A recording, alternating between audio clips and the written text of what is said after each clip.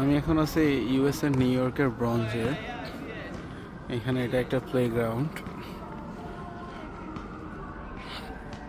এখানে বাচ্চারা ভলিবল খেলতেছে, কেউ ফুটবল খেলতেছে।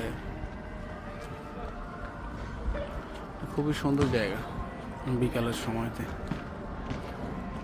প্রায় সময় এখানে এসে বসে থাকি।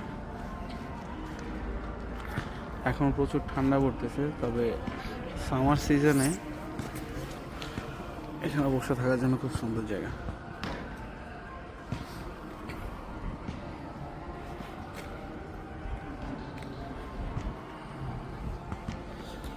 এখানে মানুষ আসে তার অবসর সময় কাটানোর জন্য।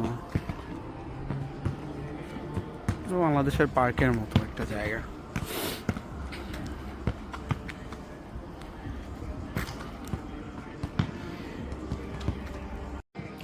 ব্রঞ্জের এখানে অনেক বাংলাদেশি থাকে, এই জন্য এই প্লেগ্রাউন্ডের এইখানে নির্দেশনাবলীতে বাংলাতেও নির্দেশনাবলী দেওয়া আছে, কারণ এখানে প্রচুর পরিমাণে বাংলাদেশি থাকে তাই।